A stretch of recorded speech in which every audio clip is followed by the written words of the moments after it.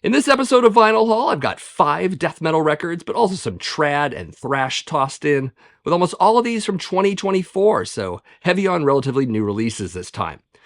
Definitely stick around. Let's chat about these.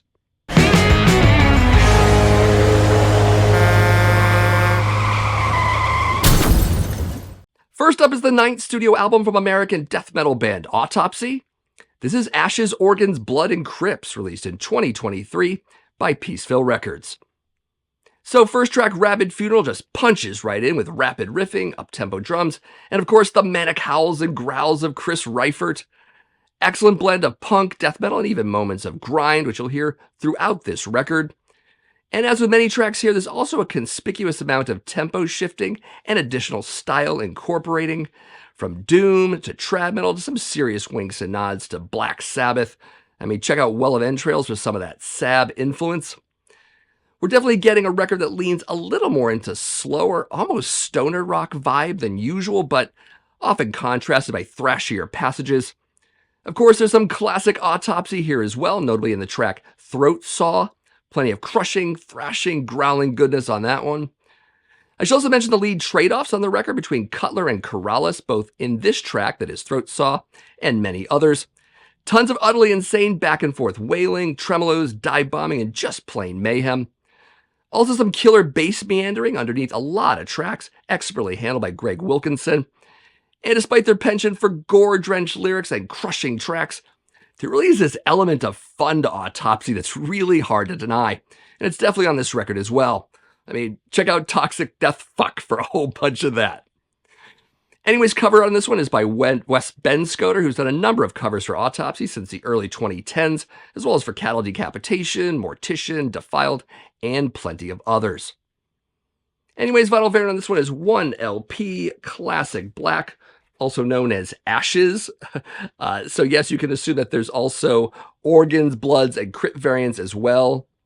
Nice name for black, basically. Ashes. Okay. I also have insert here, inner sleeve rather, with some lyrics and credits, as well as more credits and pictures of the band. And of course, since this is a Peaceville release, we get the usual Peaceville insert with some of their latest releases, as well as some classic releases on the front and the back. As for favorite tracks, definitely Throat Saw. I think everyone loves that one at this point. Also Toxic Death Fuck and Death is the Answer. Also, the occasionally Sabbath-inspired album Closer, Coagulation, is also worth checking out too. Anyways, the music video is available for the track Rabid Funeral, as well as a lyric video for Throat Saw.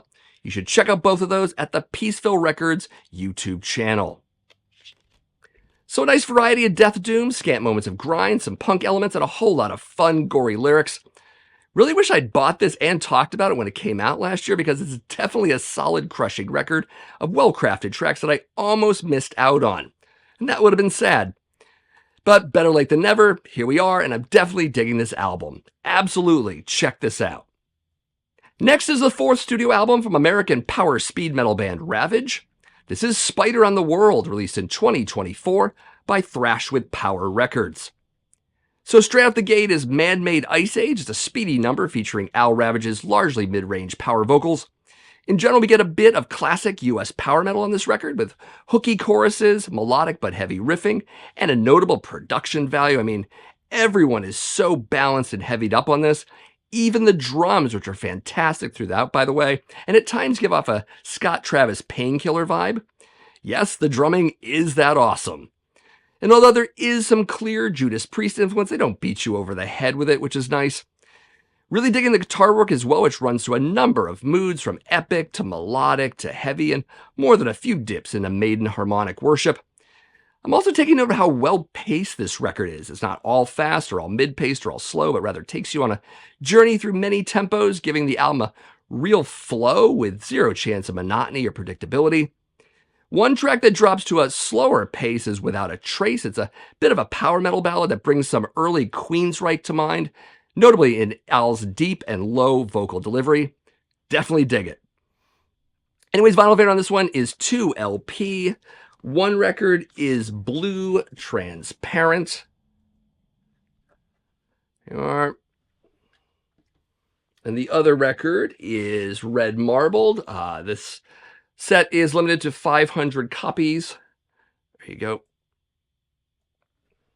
We also have a ton of extras in here. So we've got the inner sleeve with some notes on the album, as well as some of the artwork on the back. That's inner sleeve for record 1. Also, the one for number 2 has additional artwork on it, as well as some credits and thank you list and all of that. There's also an art print here. We get both sides there for you.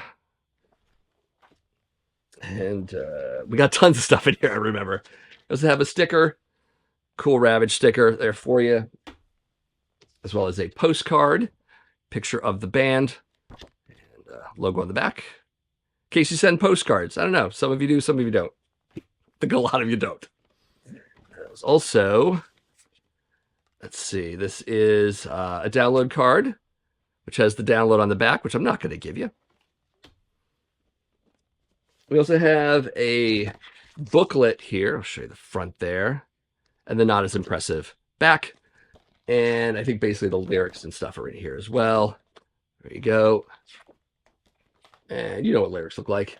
Some pictures of the band, as well as some additional notes and stuff. It looks like commentary on each of the songs. There you go. And yep. And we also have this in a gatefold jacket. Let me just make sure there's nothing else in here, right? And pick of the band, artwork, and all of that. There are 2 bonus tracks on this vinyl version, only the vinyl actually, which are Ravage the Earth and World War IV. And neither of these are actually throwaway bonus tracks. Both of them are definitely well worth hearing. So definitely get the vinyl. Do have some favorites on this one. Of course, Man-Made Ice Age, great song. Also the very epic World War IV and Spider on the World. Also check out the album closer, Face of Infamy, which is really a perfect end to this album. It's got that whole final track vibe all over it. Again, the flow of the album. Perfect.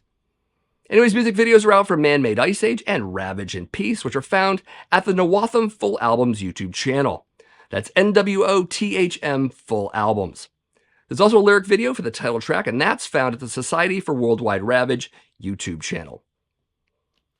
So a very riffy, catchy, and dynamic collection of power-laden trad metal tracks that really brings home the fact that Ravage really is a band on the rise. If you haven't seen them in a live setting, I would highly recommend that you do so. In fact, I bought this record at their merch table the last time I saw them, and they utterly killed it live.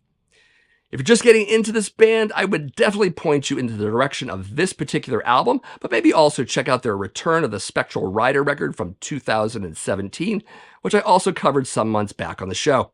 At any rate, definitely check into Ravage. Next up is the 4th studio album from American thrash metal band Blood Feast. This is Infinite Evolution, released in 2024 by Hell's Headbangers. So the album opens with a short intro crafting carnage full of eerie guitar moans, quickly transferring to a segment of chord strikes and whammy dives, building up to Ravaging the Loins of Mary, a respectable thrasher that brings in a new vocalist in the form of otherwise founding guitarist Adam Tranquilli, who's now handling both duties. He kind of reminds me of a shoutier Jeff Becerra a whole lot, specifically Eyes of Horror Becerra. And when equally shouty gang vocals come in, notably in the track Of Hell, we're also getting some shades of crossover. I'm also catching both in this track and others, like Evolution, a bit of progressive shifts here and there, and maybe that might bring in a little more of the Possessed comparison, or maybe even Blind Illusion a little bit, but with better production. The track Eye of Glass has quite a bit of that comparison, with a strange sci-fi robot voice thing in a couple parts, vaguely bringing early Cynic to mind as well. Though I don't want to overstate the prog side of this record, as it's largely classic thrash, with plenty of D beats and relentless thrash riffing. However, what is likely the best thing on Infinite Evolution is the guitar work, notably the solos bring in some melody, but also a bit of shred. Seems Tranquilli and Shosha are a winning combination, but bassist Dave Kramer is also worth mentioning for some of those killer bass lines, which are given ample room to play out. I'm especially hearing some of that in Outbreak, among other tracks. Cover art on this one is by Drew Elliott, who also did the covers for such classic Blood Feast releases as Kill for Pleasure and Face Fate, as well as a number of metal compilation albums. I mean, if his art worked in the classic era for the band, why not keep going with him? Anyways, vinyl variant on this one is 1 LP, black, green, blue swirl with white splatter. It is limited to 600 copies. I did pick this one up at the merch table for the band while seeing them live in August of 2024, which includes this sticker that I got. Very cool. Also managed to snag this guitar pick that they tossed out into the audience when I was seeing them, so pretty cool. And I gotta say, if you see this band live, keep an eye on that bass player. He is utterly ferocious. Anyways, favorites include Ravaging the Loins of Mary, Outbreak, and The Chosen. I would also say that overall, side 2 is a little bit stronger than side 1. Music video available for the track Outbreak. You can find that at the Hell's Headbangers 666 YouTube channel. I should also mention there is a gatefold before I forget. There. Full lyrics, pick of the band, and some credits. So not exactly the Blood Feast of the 1980s, in case that's where you left off with them. But what we do have is a respectable thrash band with some killer thrash riffs, decent solos, and some overall aggression in there as well. Definitely worth checking out and giving a chance. Next is a third studio album from American death thrash band Oxygen Destroyer. This is Guardian of the Universe, released in 2024 by Redefining Darkness Records. So it's probably helpful to mention that Oxygen Destroyer are a wee bit into Godzilla films. I mean, their songs are about these Japanese movie monsters. Said creatures adorn their album covers, like Gamera here. Their singer is named Lord Kaiju. Even the name Oxygen Destroyer is relevant, as it was the weapon used to kill Godzilla in the first movie, so expect this to be the prime topic with this band. Anyways, we begin with Guardian of the Universe, The Final Hope, opening with the first of numerous movie samples here, this one of total kaiju terror. When the track kicks in, it's a blur of speed runs and heavy groove, bringing some late 80s creator to mind in the general riffing, much of which utterly headbangable. As with the rest of the record, vocals jump back and forth between blackened screeches and deep death growls, almost as if they're at war with each other. But overall, this is a very thrash record in most ways. Solos are insanely shreddy, occasionally melodic, and often brief, and they certainly keep up with even the most up-tempo moments, which, by and large, are incredibly tight and precise. And the drumming in particular is perfect in its controlled chaos. Lots of variety there.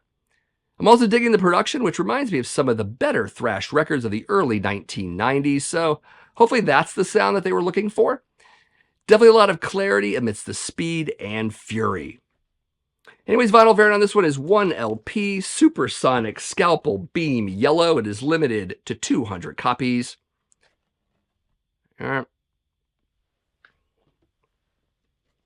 Also got an insert with full lyrics and some credits and pics of the band. As for favorites on this one, definitely Guardian of the Universe, The Final Hope, fantastic song. Also, Eradicating the Symbiotic Hive Mind Entity from Beyond the Void, and Nightmarish Visions of the Devil's Envoy. In fact, it was very hard to limit myself to 3 favorites here because, spoiler alert, the entire album is pretty great. There are music videos out for Banishing the Iris of Sempt Eternal Tenebrosity, as well as Eradicating the Symbiotic Hive Mind Entity from Beyond the Void, and Shadows of Evil. Great titles, by the way. Watch all 3 at the Redefining Darkness Records YouTube channel. So a sample-heavy album filled with kaiju worship, fast riffing, and insane vocals, though this time leaning more into thrash, brings us a very solid Oxygen Destroyer album that is well worth the listen and definitely recommended. Seriously check into this one. Really digging it. Next up is the 8th and final studio album from American death metal band Necrophagia. This is Moribundus Grim, released in 2024 by Time to Kill Records.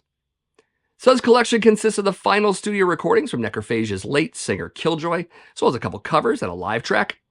The band actually broke up in 2018 following the death of their vocalist, but this material was unearthed and added to, and now we get this posthumous final album from the band. With a little help from Incantation frontman John McEntee, right there, as well as a couple ex-Necrophagia members. Anyways, we start things off with a cover of the Walter Rizzati composed theme to the classic Fulci movie, House by the Cemetery. Love that film and its theme, and they do a respectable job at covering it, though it does feel more like an intro to the record than a standalone track. Next is the title track with a relentless, crushing riff and unearthly vocals.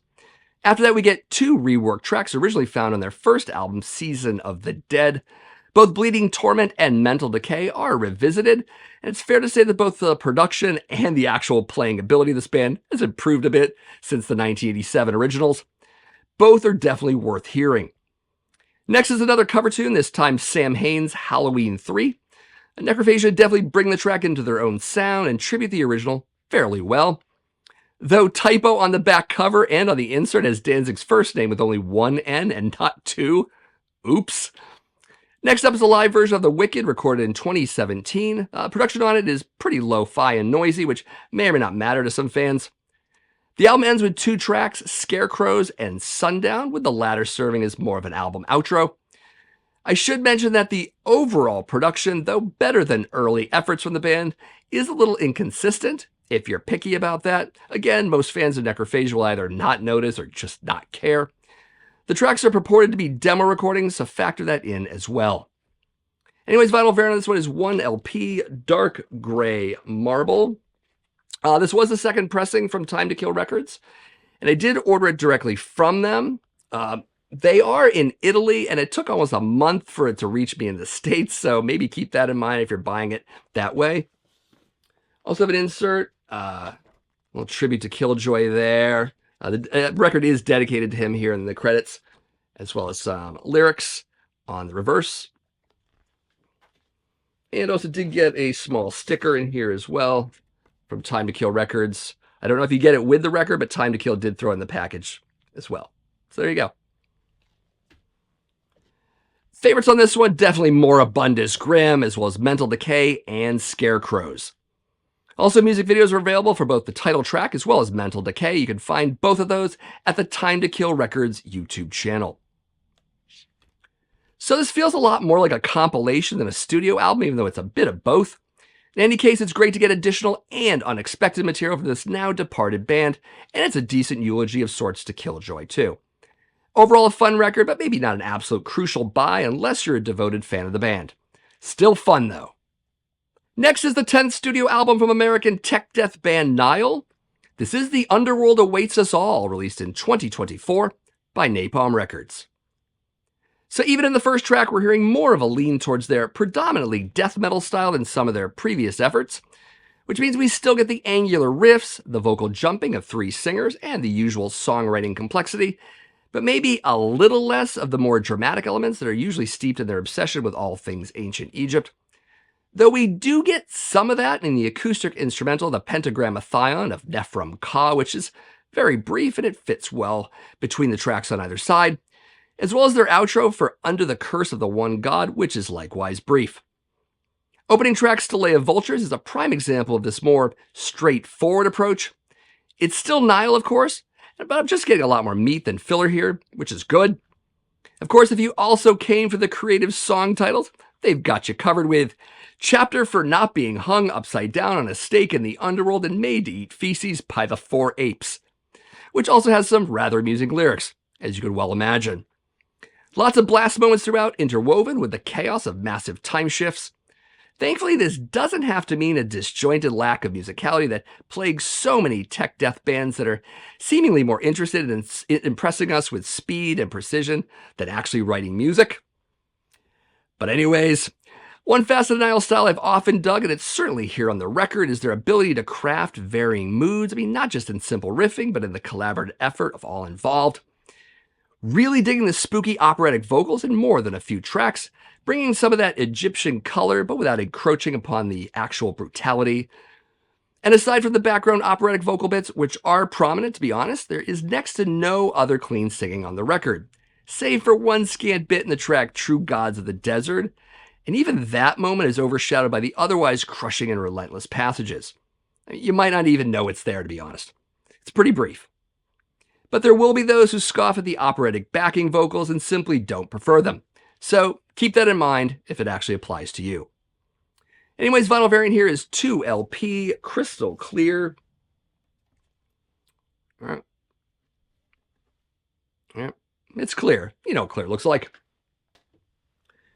You also have inner sleeves, lyrics, but also extensive explanations of each track, usually with some historical information as well as some very musically nerdy details as well.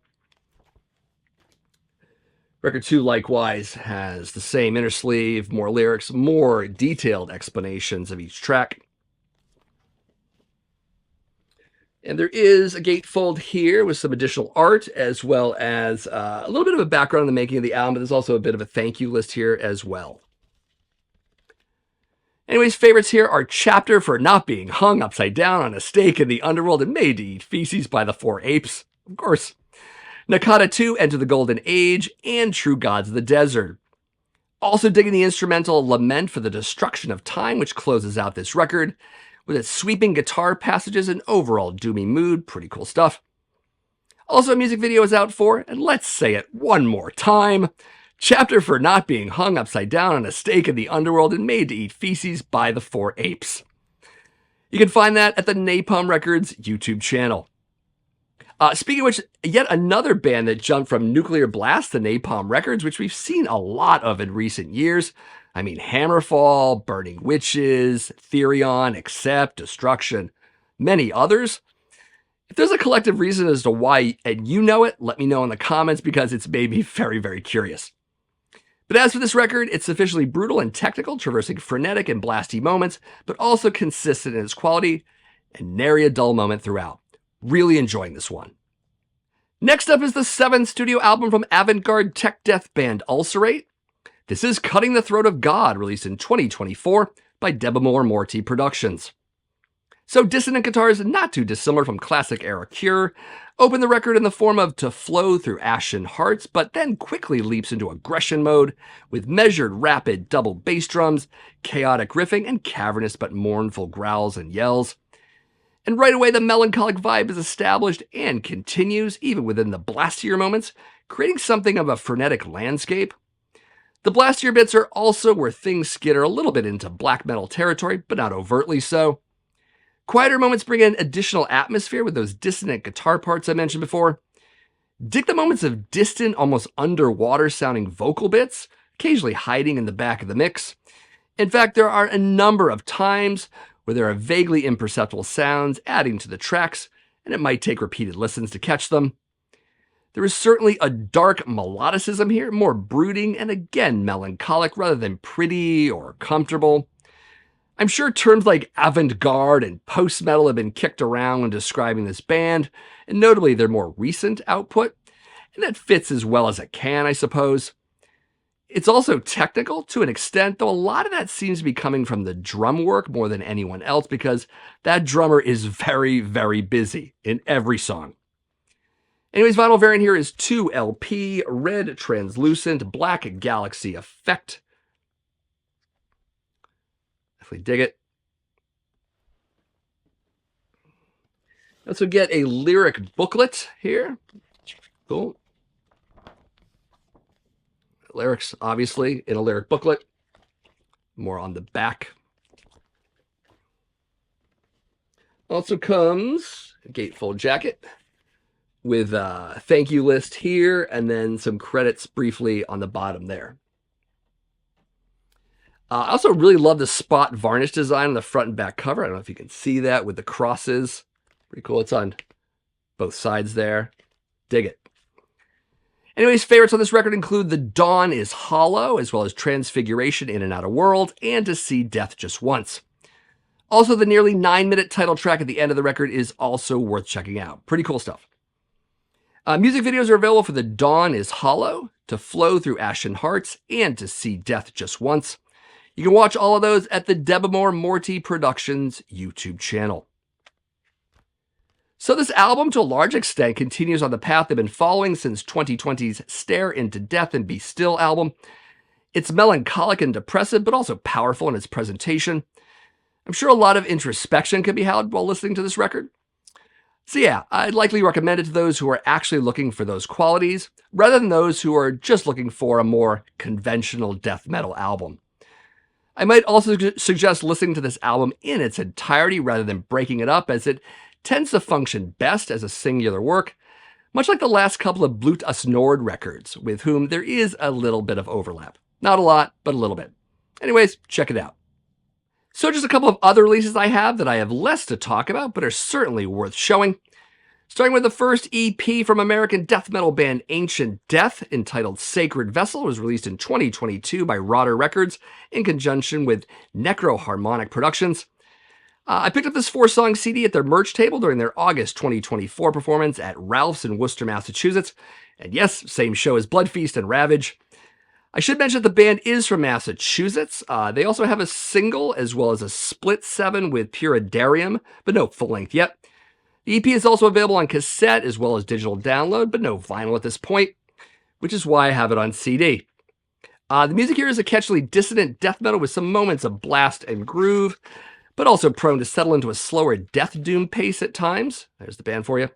Check out Labyrinths of Self-Reflection and especially Voice Spores first, which are my favorites. Good stuff.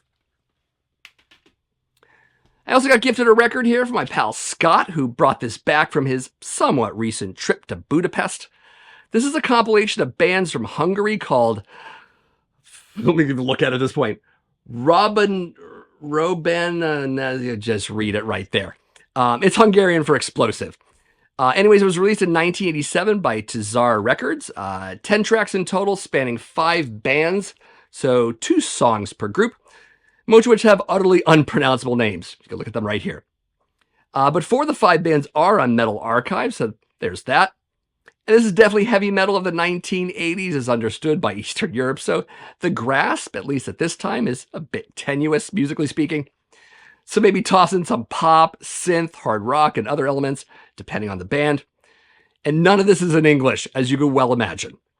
But I would say that Rotor is the best band on the comp, no question. Of course, I love stuff like this, as Scott knows, so another compilation of metal bands that I would normally not find is always welcome in my collection. So thank you, Scott. And a quick view of the vinyl here as well. It's heavy metal, by the way. See, it says that. And there's the vinyl for you. Classic black, of course. This is 1987. There you go. So, Robana Svezeli something or other. Sure. So a lot of new albums here with a whole slew of other recent releases coming from me next month. Really need to get to all the new albums before year's end, when I do my top 10 metal albums of 2024 list in December, of course. To that effect, any last-minute suggestions for new releases are, of course, very much appreciated. And as always, I'd like to know what you got for records this time around. Let me know what you got, what you might get, or even what looks good on streaming services these days. Tell me that and anything else that makes sense in the comments below. Of course, if you've never been to my channel before, my name is Matt. This is the Accusation Network, where each and every week I do videos on metal vinyl collecting, but also classic and modern metal in general. If you like the sound of that and you've never subscribed to my channel before, I'd appreciate if you did that. But maybe also give this video a like and share out my videos with some of your friends on social media. And of course, thank you as always for watching, and I'll see you in the next video.